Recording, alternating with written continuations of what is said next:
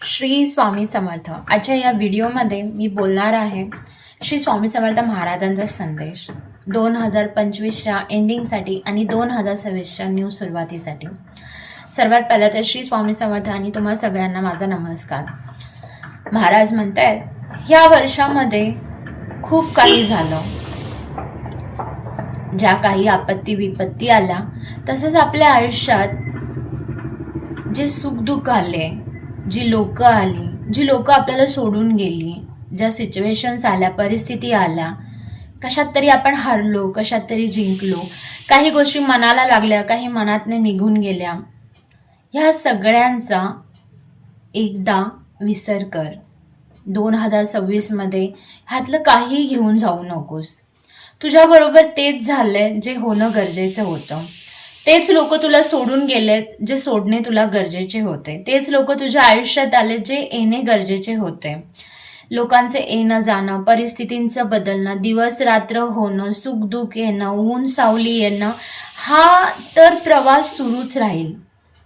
गरज आहे तर तू विश्वास ठेवण्याची माझ्यावर. गरज आहे तर तू मला हाक मारण्याची. गरज आहे तर तू माझ्याकडे येण्याची. गरज आहे तर तू मला प्रार्थना करण्याची. गरज आहे तर तू मला बघण्याची. गरज आहे तर तू मला प्रार्थना करून बोलण्याची. ठीक आहे.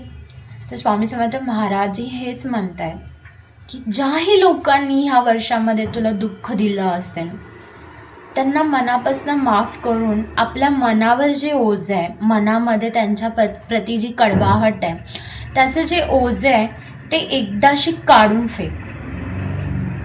ज्या लोकांना तू खरोखर क्षमा करणं गरजेचं आहे, तर तू त्यांना क्षमा करून टाक. कारण त्यांनी तेच केलं आहे जे माझी इच्छा होती. जे तुझ्या प्रारब्धाला काटण्यासाठी, जे तुझ्या प्रारब्धाला नष्ट करण्यासाठी जे गरजेचं होतं तेच त्यांनी केलंय. तू जर कोणाचं मन दुखावलं असशील तर तू त्यांना आवर्जून माफी माग, क्षमा प्रार्थना कर. ह्याने तुझ्या मनावर जे ओझ आहे दुसऱ्याला दुःख दिलेल्याचं, त्यातून तू मुक्त होशील. ह्या पूर्ण वर्षभरामध्ये जे सुखदुःख आले, त्यामुळे तुझ्या मनामध्ये जे काही दुःखामुळे आलेलं काहीतरी वेदना असतील, जडत्व असेल, कोणाबद्दल तर ईर्ष्या झाली असेल, कोणाचा तरी खूप जास्त राग आला असेल, क्रोध आला असेल, तर तो सोडून टाक. त्यांनी तेच केलं आहे जे माझी इच्छा होती. तुला प्रारब्धातनं तुझ्या मुक्त करण्यासाठी जे त्यांनी करणं गरजेचं होतं तेच त्यांनी केलेलं आहे. आता त्यांच्या प्रती ही जी कडवाहट आहे ती मनातनं काढून टाक. त्यांना क्षमा कर, त्यांची क्षमा माग. आयुष्यामध्ये पुढं जा, पाठीमागे नको बघू. ज्या गोष्टी झाल्या, जे सुखदुःख आले, जे झालं ते झालं. ज्या लोकांनी त्रास दिला, ज्या लोकांनी सोडून दिलं, पैशाच्या बाबतीत तुला काही प्रॉब्लेम आले असेल, आयुष्याच्या बाबतीत काही प्रॉब्लेम आले असेल, हे तर घडतच राहणार. पण तू माझ्यावर विश्वास ठेव.